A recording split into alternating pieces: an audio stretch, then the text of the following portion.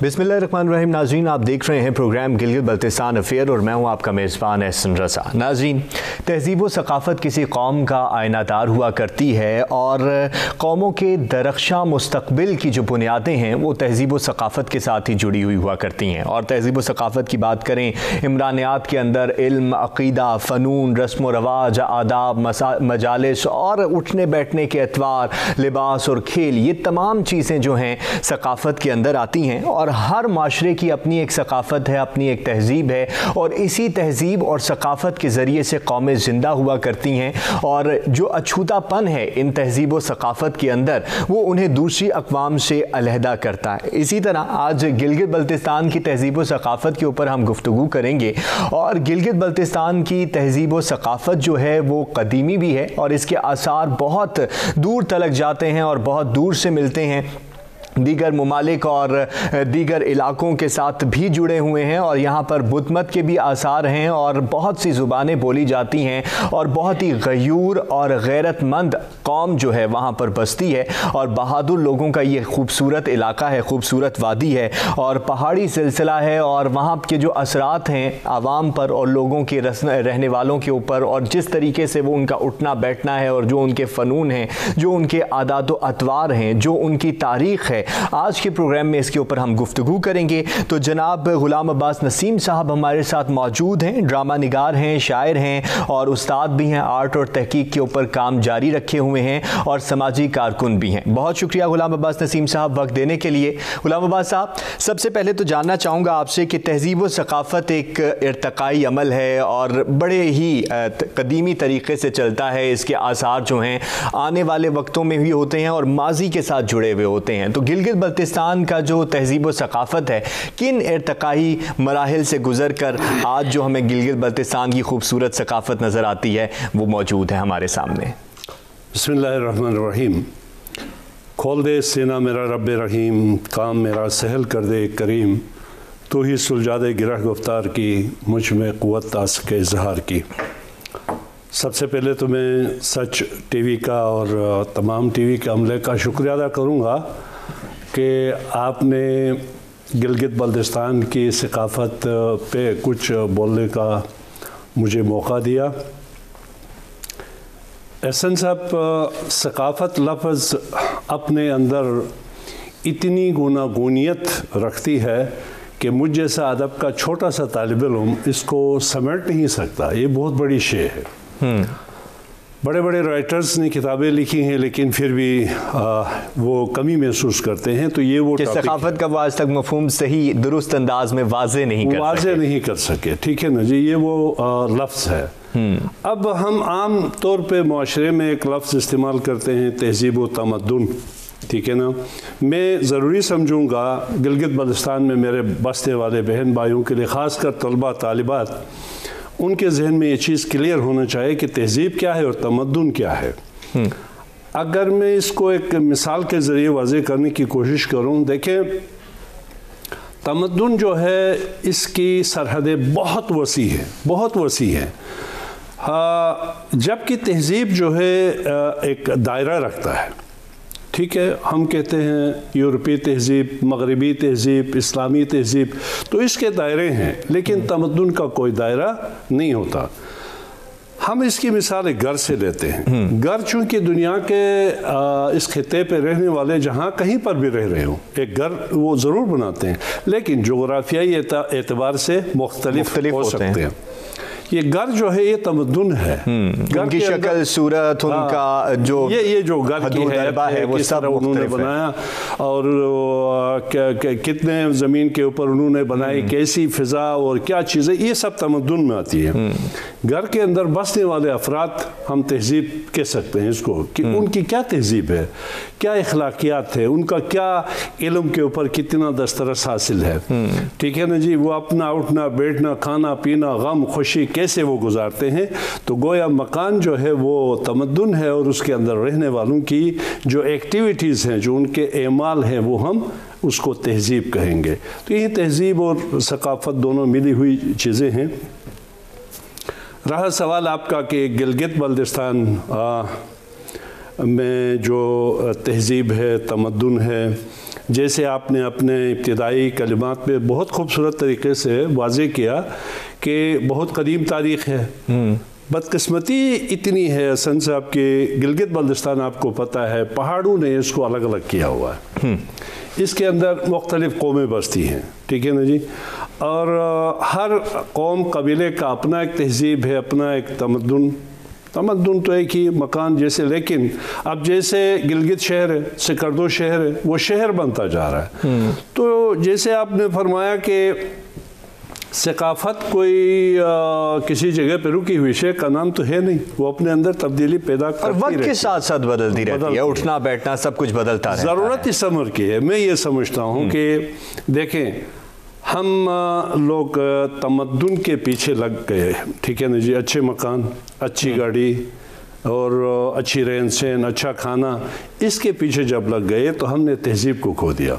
تہذیب کافی پیچھے چلی گئی، پیچھے چلی گئی. ٹھیک، ہمارے آبا اجداد پڑھے لکھے نہیں تھے، اس وقت سکول تو تھے نہیں گلگت بلتستان میں، لیکن وہ اپنے تہذیب سے جڑے ہوئے لوگ تھے. ان کے اندر ادب، آداب، مہمان نوازی، چھوٹوں کے ساتھ شفقت، بڑوں کے ساتھ، یہ ناپید ہوتی جا رہی ہے. آج کل ضرورت اس امر کی ہے کہ ملک کا جو نظام تعلیم ہے، اس نظام تعلیم کے اندر بھی تبدیلی کی ضرورت ہے نا. اس کے اندر وہ تمام چیزیں آنی چاہیے جس سے بچہ پڑھ کے نوجوان نسل جو ہے وہ اپنے تہذیب سے جڑے. ایسا نہیں ہو رہا ہے، ٹھیک ہے نا جی. ایک تو یہاں پر تعلیمی نظام مختلف قسم کے ہیں، ٹھیک ہے، اوپر والے طبقات کے لیے کچھ اور، مڈل کلاس کے لیے کچھ اور. تو یہ اس نے کیا کیا کہ ہماری تہذیب کو مطلب بڑی تیزی سے خراب ہوتا جا رہا ہے. اب ہمارے بچے کو نہیں معلوم. مثال میں دیتا ہوں، میری دادی حیات تھی، ہم چھوٹے تھے، کھیلتے کھیلتے اگر ہم کوڑا کرکٹ کہیں پانی میں ڈالتے تو ہمیں ڈانٹتی تھی کان کھینچ کے کہ ایسا نہیں کرنا. آج سو کارڈ پڑھی لکھی ایم اے پاس میری بیٹی، میری بہو، میری بہنیں جو بھی ہیں، ٹھیک ہے نا جی، کوڑا کرکٹ اٹھا کے چلتے پانی میں پھینک دیتے ہیں اور اس کو کوئی عیب نہیں سمجھتے ہیں. تو یہ کیا ہے؟ تعلیم تو ہم نے کی، حاصل کی، لیکن اخلاقیات سے آپ دور ہو گئے. تو یہ تہذیب جو ہے وہ جب تک قوموں کے اندر تہذیب مضبوط ہوتی ہے تو وہ قومیں پھر آگے ترقی کرتی ہیں. لیکن ہماری اتنی مضبوط ثقافت ہونے کے باوجود ہم اس کو سمجھ نہیں سکے. ہمارے ادارے، تعلیمی ادارے میں یہ کہوں گا کہ مثال کے طور پہ پرائیویٹ سکولز کا ایک لامتناہی سلسلہ جاری ہے. ان سے ہم جب پوچھتے ہیں تو بنیادی جو چیز ہونی چاہیے وہ کیا ہے؟ بچے کی تربیت ہے، ٹھیک ہے. کوئی انسان ساز ادارہ نظر نہیں آتا ہے. خال کہیں ہو تو ہو، ادروائز اس کو انگریزی سکھاتے ہیں، 2 + 2 سکھاتے ہیں، اس میں کوئی شک نہیں ہے. وہ آفیسر تو بنتا ہے. دیکھیں رشوت ستانی کیسے آ گئی، کیوں آ گئے؟ یہاں اتنا بڑا آفیسر ہے، کیوں لے رہے ہو؟ حالانکہ اسلام میں اس کا کوئی تصور نہیں ہے، ٹھیک ہے نا. تو اس کی تربیت نہیں ہوئی. تعلیم تو اس نے حاصل کی، ڈگری تو لی، لیکن تربیت نہ ہونے کی وجہ سے اس کو احساس ہی نہیں ہو رہا کہ میں غلط کام کر رہا ہوں. تو یہ چیزیں جو ہیں وہ انسان کو تہذیب یا اس کی ثقافت سکھاتی ہے، اور ثقافت کو سنبھالنے کے لیے علم کی ضرورت ہے. صحیح، علم اور تربیت کی بہت زیادہ ضرورت ہے. اسی کی وجہ سے اور اس کے فقدان کی وجہ سے ہماری جو تہذیب اور ثقافت ہے وہ تھوڑا پیچھے چلی جاتی جا رہی ہے، اور ہم حالات کے ساتھ بدلتے چلے جا رہے ہیں. آپ نے ذکر کیا تعمیر کا اور گھر کی تعمیر کا ذکر کیا، تو میں یہاں سے آپ سے جاننا چاہوں گا کہ گلگت بلتستان کی فن تعمیر جو ہے وہ بھی بہت مشہور ہے. جیسے سکردو میں، خپلو میں قلعے ہیں، شاہ ہمدان کی بنائی ہوئی مساجد ہیں تعمیر کردہ. اس حوالے سے ذرا آگاہ کیجئے گا، کیونکہ دنیا یہ تسلیم کرتی ہے کہ گلگت بلتستان کے اندر جو ابھی بھی عمارات ہیں وہ انتہائی قدیم ہیں. جی بالکل، ہر جگہ میں، خاص کر باقی عمارتیں تو پھر وہی بات ہے، ادارے تنخواہیں تو لیتی ہیں لیکن وہ پراپر کام نہیں کرتے ہیں. آثار قدیمہ پہ آپ کو پتہ گلگت بلتستان میں کوئی کام نہیں ہو رہا. تو بہت سی ایسی عمارتیں ہیں جن کو پریزرو کرنے کی ضرورت تھی، نئی نسل تک پہنچانے کی ضرورت تھی، وہ معدوم ہوتی جا رہی، وہ ختم ہوتی جا رہی. ماں سوائے چند مثلاً شگر میں جو فورٹ ہے اس کو ابھی ہوٹل بنا کے اس کو پریزرو کر کے محفوظ کیا. ہنزا میں بلتیت فورٹ ہے. تو اب چونکہ وہ راجے مہاراجے ہیں تو کچھ ان کے اثرات اس طرح کے ہیں, لوگوں سے انہوں نے کام لیا, لیکن بے شمار مساجد ہیں, خانقاہیں ہیں اور دیگر اس طرح کی تعمیرات. اب فن تعمیر کا جہاں تک تعلق ہے میرے خیال میں یہ بہت قدیم ہے, بہت قدیم ہے. اب گلگت بلتستان میں اسلام کب آیا؟ سوال تو یہ پیدا ہوتا ہے کہ 15ویں صدی میں یہاں سے جو ہے اولیاء اکرام یہ کشمیر اور پھر سکردو کے راستے. اب گلگت میں, ہنزا میں یا دیگر اضلاع میں جو بھی فن تعمیر ہے اس کا صحرا کہیں جا کے سکردو بلتستان سے ملتا ہے. صحیح. غلام عباس صاحب اسی پہ بات کا سلسلہ جاری رکھیں گے. بریک پر جا رہے ہیں ناظرین, بریک لے رہے ہیں.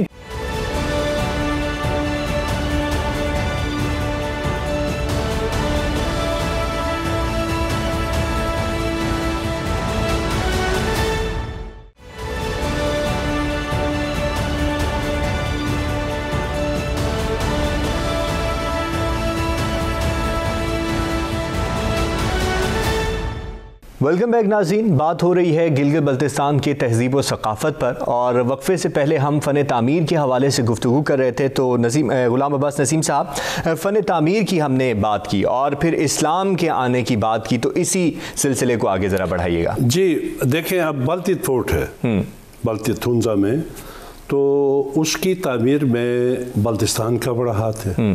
ٹھیک ہے نا جی. اب بلتستان میں کہاں سے آئے؟ کشمیر سے. کشمیر میں کہاں سے آئے؟ برصغیر سے. تو یہ سلسلہ وہاں جا کے, چونکہ 15ویں صدی سے پہلے وہاں بت مت کا راج نظر آتا ہے. جہاں کہیں آثار قدیمہ والوں نے تھوڑا بہت جو کام کیا ہے اس سے ثابت ہوتا ہے کہ بت مت کا وہاں پہ راج رہا ہے. اور کچھ آثار ظاہری طور پہ بھی ٹورزم کے لیے تھوڑے بہت, مطلب جس طرح سے ہونا چاہیے. مثلاً گلگت میں بدھا راکھ ہے, اس کو اس انداز سے سجا کے بنا کے رکھنا چاہیے کہ آنے والے ٹورسٹ آرام سے جائیں, دیکھیں اور دیکھ سکیں. ایسا نہیں ہے. اسی طرح دیگر جو جگہ ہیں اس پہ بھی کوئی خاص توجہ نہیں ہے جس طرح ہونی چاہیے. تو فن تعمیر میں جب ہم اس پہ بات کرتے ہیں تو سکردو کے, اب ہنزا میں نگر کے راجے کا جو قلعہ ہے وہ اتنا بڑا قلعہ تو نہیں ہے, لیکن جو پراپر ان کی رہائش گاہ ہے وہ اب بھی محفوظ ہے کسی حد تک. تو وہاں اس کو تعمیر کرنے والا ایک کشمیری کاریگر ہے. ٹھیک ہے نا جی. ان کی نسل کے مطلب پڑ پوتے گلگت میں ہی بستے ہیں, وہ کہیں نہ کہیں سے, یہ ایک الگ تاریخ. تو ان کے بقول ان کے پردادا جو ہیں وہ اس کے کاریگر ہیں جنہوں نے وہاں. تو انسان دیکھ کے دنگ رہ جاتا ہے کہ یار اس زمانے میں اتنی خوبصورت فن تعمیر. تو یہ کشمیر سے گئے ہیں, پھر انڈیا سے لوگ آئے ہیں. تو یہ فن تعمیر پھر یہ آپ کا گندھارا تہذیب کا جو سلسلہ ہے وہ جا کے وہیں پہ ملتا ہے. صحیح. مختلف قسم کی تہذیبیں جو ہیں آپس میں جڑی ہوئی ہیں اور اسی طرح ہی تہذیبیں پھیلا کرتی ہیں. غلام عباس صاحب یہ فرمائیے گا کہ داستان گوئی بھی ہر تہذیب کا حصہ ہوا کرتی ہے, اور داستانوں کے بغیر تو کوئی بھی تہذیب مکمل نہیں ہوتی. اور اسی طرح جو گلگت بلتستان میں کہا جاتا ہے کہ کیسر داستان بہت مشہور ہے, اور اگر دیکھا جائے تو چین میں کیسرالوجی کے حوالے سے تحقیق بھی جاری ہے. مکمل طور پر وہ اس کے اوپر تحقیق کر رہے ہیں کیونکہ ساتھ جڑے ہوئے ہیں. تو اس حوالے سے آگاہ کیجیے گا. کیسر کا تعلق رضا بلتستان سے سکردو سے زیادہ ہے بنسبت گلگت کے. ٹھیک ہے. اس پہ وہاں کے نوجوانوں نے ایک چھوٹا سا ڈرامہ بھی بنایا ہے کیسر پہ. ٹھیک ہے. تو ان سے ملاقات ہوئی, میں نے ان سے بھی کہا کہ یار انصاف نہیں کر پا رہے, کیسر بہت بڑا کردار ہے, یہ بہت بڑا کردار ہے, اس کو آپ نے بہت. یہ کردار ہے کیا؟ یہ ایک ہیرو سمجھ لیں وہاں کا. ٹھیک ہے نا جی. راجہ گزرا ہے اور محبت کرنے والا شخص رعایا سے. ان کے मतलब इतने दूरस्थ असरात हैं कि अब देखें गिलगित में बैठे हुए लोग भी आज उनकी दास्तान कहीं ना कहीं से सुन के उसको प्रिजर्व करना चाहते हैं, तो इट मीन्स कि वो अपने दौर में कितना अपनी रियाया से प्यार करता होगा। वो एक इंतहाई खूबसूरत, यानी अब कहानियाँ हैं ना चस्ट टू चस्ट, तो इंतहाई कहते हैं कि खूबसूरत और वजीह किस्म का नौजवान गुजरा है। और उसने चाइना तक, चूँकि देखें पाकिस्तान के साथ 1947 के बाद गिलगित बल्तिस्तान का एक सिलसिला हुआ, उससे पहले लोग कैसे अपना सर्वाइव करते थे। काशगर के साथ, तिब्बत के साथ एक सिलसिला था, हुंजा का, नगर का, फिर गिलगित का। तो जब बॉर्डर खुलता था तो खच्चरों पे, घोड़ों पे, वहाँ से लोग सिलिक लेके आते थे, उनके पास सिलिक हुआ करता था, और यहाँ आके ड्राई फ्रूट्स, बार्टर सिस्टम था। तो उसमें ये कहानियाँ जहाँ के वहाँ जुड़ जाती हैं, ठीक है ना जी। जब हम उइगुर कहानियाँ पढ़ते हैं, उइगुर लोगों को सुनते हैं, तो ऐसा लगता है कि ये गिलगित के साथ, बल्तिस्तान के साथ एक बहुत बड़ा इसका इंट्रैक्शन रहा। तो ये जैसे आपने कहा चाइना के अंदर, तो उसकी वजह यह है कि एक सिलसिला था जो आपस में जुड़ता था, तो ये किस्सा इसी तरह है। तो बाकी उसके ऊपर किसी ने कहा। गुलाम अब्बास, ये फरमाइएगा कि आज भी क्या दास्तान गोही का सिलसिला उसी तरह चलता है जिस तरह हम सोचते हैं कि हमारी दादी या दादा या कोई हमें अपनी गोद में बिठा के कहानियाँ सुना रहे हैं? आज के दौर में बजाते मैं खुद बहुत इस चीज़ का फुकदान देखता हूँ, हालांकि शहरों के अगर देखा जाए तो शहरों में तो बिल्कुल इस तरह का माहौल नापैद हो गया है, लेकिन गिलगित बल्तिस्तान को एक सकाफती पस मंज़र से भी देखा जाता है और उसके इलाकाई खदोखाल को भी मद्देनज़र रख के देखा जाता है। तो क्या आज वहाँ पे आज होता है ये मामलात? आज बहुत कम। अच्छा, बहुत कम रज़ा। वहीं शहरी जो असरात हैं वो वहाँ मुंतकिल हो चुके हैं। देहातों में, बहुत दूर देहातों में अब भी कुछ है, जिंदा है। सर्दियों की रातों में मोहल्ले के अंदर जो नंबरदार टाइप का या सो कार्ड उस इलाके में जो मालदार शख्सियत होती है, उनके घर बुज़ुर्ग हजरात जमा होते हैं और ये कहानियाँ जो है ना, लोग कहानियाँ और किस्से एक दूसरों को सुनाते हैं। अब ये ख़त्म होता जा रहा है, ख़त्म होता जा रहा है। ज़रूरत इस अमर की है कि इसके ऊपर काम करने की ज़रूरत है, ठीक है ना। गिलगित में, बल्तिस्तान में इदारे चाहिए हमें, ठीक है। आज आपके चैनल के तवस्सुत से मैं यही कहूँगा कि जिस तरह यहाँ सूबाई हर सूबे के अंदर अपने सकाफत को महफूज करने के लिए इदारे बने, आसार क़दीमा का बाकायदा एक इदारा है आसार को महफूज बनाने के लिए, आसार को महफूज करें। इसी तरह अदब को महफूज करने के लिए, कल्चर को महफूज करने के लिए वहाँ पे कोई ऐसा इदारा अभी तक है ही नहीं, ठीक है ना। लोकल गवर्नमेंट के साथ तो हम लगे रहते हैं, लेकिन पता नहीं उनके पास फंड्स की कमी है या उनकी सोच के अंदर ये चीज़ नहीं आती है। अभी तक ऐसा कोई, देखें हमारे पास चीज़ें महफूज हैं, अब भी कल्चरल जो आइटम्स हैं, बहुत कीमती चीज़ें लोगों के पास महफूज है। ज़रूरत है इदारे की, इदारा उन गरीबों को कुछ दे उठा के लाए ताकि आने वाले नस्लों को हम कुछ दिखा सकें। सही, ज़ुबान और अदब की भी आपने बात की है यहाँ पर। ये फरमाइएगा कि तहज़ीब व सकाफ़त जो है वो ज़ुबान की तरवीज के साथ जुड़ी हुई हैं, और ज़ुबान की तरवीज को महफूज बनाने के लिए क्या इक़दामात किए जा रहे हैं? रस्मुल ख़त के हवाले से बताइएगा, क्योंकि आपके यहाँ बल्ती, ब्रोशस्की और मुख्तलिफ़ किस्म की ज़ुबानें बोली जाती हैं, और उनको महफूज करने के लिए जो कदीम तरीक़े से उनके लिए क्या इक़दामात उठाए जा रहे हैं? बहुत खूबसूरत सवाल आपने पूछा रज़ा। जो हाल ही में जिससे हम गुजर रहे हैं, ठीक है, ये काफ़ी अरसे से ये बात चली आ रही थी कि देखें, जब तक ज़बान को आप तहरीर में नहीं लाएंगे और उसको स्कूलों में राइज नहीं करेंगे, तो जब तक उसका रस्मुल ख़त नहीं होगा तो तब तक वो अपना वजूद खो देगी। ये क्या था कि वहाँ पे सिकरदों में गिलगित से ज़्यादा अदब पे काम हुआ, ये बात माननी चाहिए। और उसकी वजह क्या है कि बल्तिस्तान में राजे खुद शायर रहे, अदब नवाज रहे और ख़ुद अदीब रहे, तो जिसकी वजह से उन्होंने फिर ऐसे लोगों को उनकी हौसला अफजाई की। न उसके मुतबादिल गिलगित के दीगर अज़ला में इस तरह का ऐसा नहीं हुआ, लेकिन अब अल्हम्दुलिल्लाह हर ज़िले में अच्छे लिखारी मौजूद हैं, राइटर्स हैं, शोरा हैं, उदबा हैं। तो ये 2 साल 3 साल पहले की बात है। इसी पे कराकुलम यूनिवर्सिटी के तवस्सुत से, ठीक है ना जी, सिकरदो, बल्तिस्तान, बल्ती, वक़ी, शना, बुरुशस्की और ये सारे ज़बानों के जितने भी लोग थे, राइटर्स थे, उनको जमा किया करके इसी पे कई दिन लगे। अब जंग क्या थी कि जी हर बंदे ने अपने तौर पर कुछ लिखा है, अच्छा, जो उसको समझ में आता है दूसरों को समझ में नहीं आता है। अब उसकी वो मेहनत ज़ाया हो रही थी तो वो कहता था नहीं जी ये नहीं होना चाहिए। इस तरह महीने 1.5 महीने झगड़े में हम लगे रहे, लेकिन लास्ट पे जाके उन लिखारियों ने सरेंडर किया कि नहीं जी हमने जो किया है अगर हम इस पे अड़े रहेंगे तो फिर कौमी तरक्की मुमकिन नहीं है, हमें साइंटिफिक बुनियादों पे रस्मुल ख़त राइज करना होगा। ठीक है, बल्कि के अंदर कुछ हरूफ ऐसे हैं जो हम इसको अडाप्ट करते हैं अरबी से, फ़ारसी से या उर्दू से, इसी तरह शना में, इसी तरह बुरुशस्की में।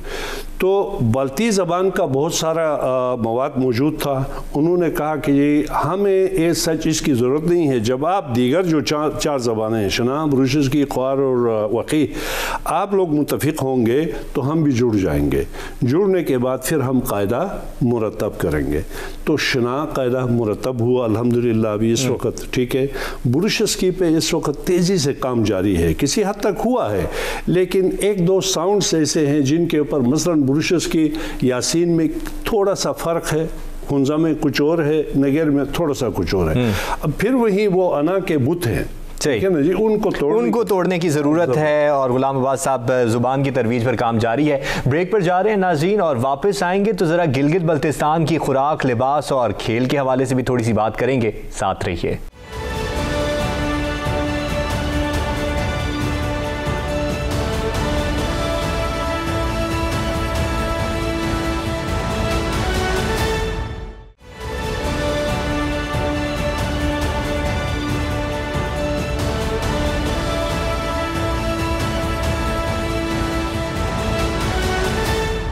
वेलकम बैक जी। तहजीब व सकाफ़त गिलगित बल्तिस्तान की आज का मौजू है हमारा, और इस पर गुफ्तगू भी जारी है। गुलाम अब्बास साहब हमारे साथ मौजूद हैं। गुलाम अब्बास साहब, ज़ुबान की तरवीज के ऊपर तो हमने बात की, ज़रा खुराक के हवाले से भी बताइए कि गिलगित बल्तिस्तान जो है मशहूर तो अमूमी तौर पर हम जानते हैं ड्राई फ्रूट्स वहाँ पर बहुत ज़्यादा होते हैं, और इस हवाले से बहुत ज़्यादा जाना पहचाना जाता है, दुनिया भर में जाना पहचाना जाता है। लेकिन अगर जब हम दस्तरखान देखते हैं और उनकी तस्वीर देखते हैं तो दिल ललचा सा जाता है कि यार ये कौन से खाने दस्तरखान पे जो हैं वो सजा दिए गए हैं। इस हवाले से भी बताइए ज़रा। ये बड़ी दुख की बात है। दरअसल मैं ये कहूँगा कि रब कायनात ने गिलगित बल्तिस्तान को इतनी खूबसूरती से सजाया है, और निज़ाम फ़ितरत ही कुछ इस तरह है कि अल्लाह ताला उस जगह की जोग्राफियाई हालात को देख के ऐसे फ्रूट, ऐसे फल, ऐसी चीज़ें, अनाज वगैरह, तो अब हमारे पास जो चीज़ें हैं वो बाज़ारी बन चुकी हैं, बाज़ार में बिक रही हैं, और बाज़ार से जो है ना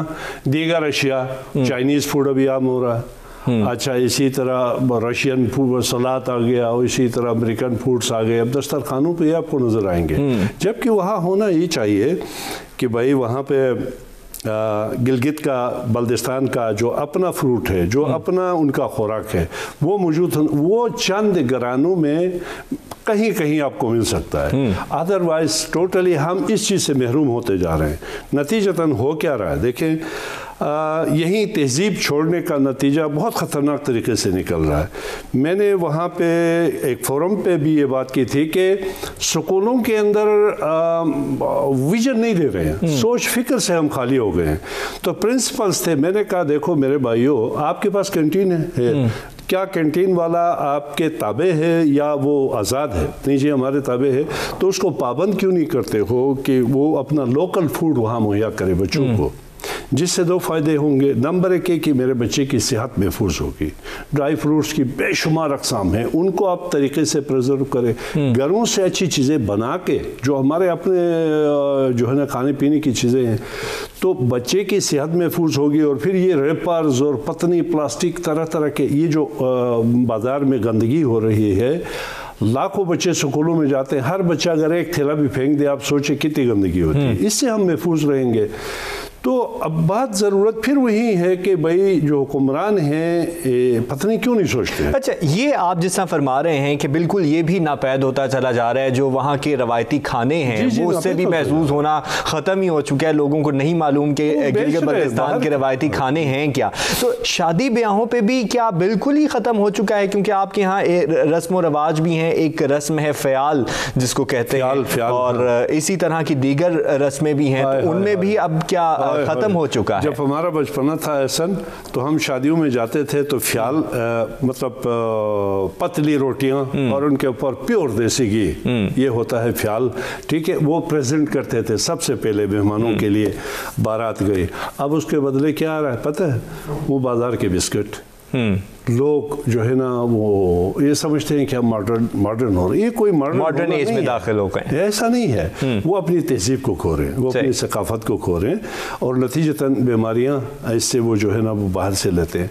तो वो ख्याल भी कहीं कहीं आपको कोई तहजीबी घर कहीं है तो, अदरवाइज वो भी नापेद होता जा रहा है। शादियों में अब क्या हुआ, इस मीडिया ने बहुत बड़ा रोल अपना अदा किया। अब इंडियन कल्चर दरामद है, हमारी दुल्हनें वो जो है ना ड्रामे देख के इंडियन उस तरह से बनाई जा रही हैं, वो कोई तस्वुर ही नहीं है। वहाँ की दुल्हन कुछ और होती थी भाई, ठीक है ना जी, अपने ही जेवरात वहीं के लोकल और ये सारी चीज़ें पहना के, अब वो चीज़ें खत्म। एक ट्रेडिशनल तरीक़ेकार होता होगा वो भी अब ख़त्म होता हुआ नज़र आ रहा है। मौसम सरमा है क्योंकि दिसंबर है, तो दिसंबर के माह में भी आपके यहाँ रस्म व रवाज जन्म लेते हैं और बहुत सी रस्में होती हैं, जिस तरह जानवरों को ज़िबा करके और फिर खुश किया जाता है, नसालू जो कहलाती है रस्म, क्या अभी भी होती है वहाँ पर? बहुत खूबसूरत सवालात आप पूछ रहे हैं। अफसोस के टाइम बहुत कम और ये मौजू बहुत बड़ा है। नसालों का यही मौसम है जी। 10 दिसंबर से छोटा जो बकरे वगैरह किसी ने अगर करने हो, और 15 के बाद फिर हैवी माल जो बड़ा गाय बैल भैंस बकरी इस तरह के। तो इसमें होता क्या है कि इस कटने के साथ साथ एक और ख़ूबसूरत रस्म था जब हम छोटे थे, उसे कहते हैं शाप। शाप नहीं, यूँ समझ लें दुआ, ठीक है। उस इलाके के नौजवान जमा होके और वो रात को घर घर जाके दुआया, वो एक तवील खूबसूरत दुआया नज़म है, वो पढ़ते, फिर घर वालों से इजाज़त लेते, अंदर जाते। ये एक तरह से उस ज़माने का यूँ समझ ले कि स्टेज शो टाइप की एक चीज़ होती थी। वो एक बूढ़ा दादा और एक दादी का किरदार, वो उस ज़माने के कस्ट्यूम्स के मुताबिक, आज तो वो भी जदीद आ गई हैं कस्ट्यूम्स, वो ख़ुद तैयार करते थे। यानी ये जो आपका होता है ना लोकिया, वहाँ का लोकिया, बड़े बड़े साइज़ में लोकियाज मिलते हैं, उसको खुशक करते हैं, वो बर्तन के तौर पे उसको काट के वो बर्तन। अच्छा, फिर लोग क्या करते थे, नसालों का बाकायदा एक बहुत बड़ा पीस शाप वालों के लिए रखते। अच्छा, गंदम पिसा के आटा उनके लिए अलग करते कि जी शाप का ग्रुप आएगा तो हमने उनको देना है। तो पूरे इलाके में ये रस्म था। 3-4 दिनों के बाद फिर वो किसी बड़े जगह पे खाना पकाते, फिर तमाम बुजुर्गों को बुलाते, फिर वहाँ पे थोड़ा सा नाच वगैरह भी होता था। एक मोहब्बत और हम आहंगी का जज्बा क्रिएट होना, वो ख़त्म होता जा रहा है, वो भी ख़त्म। नसालों बहुत कम अभी ज़िंदा है, लोग कर रहे हैं, चूँकि वो खाने की चीज़ है ना, लज्जत है, इसलिए उसको थोड़ा सा रखा हुआ है।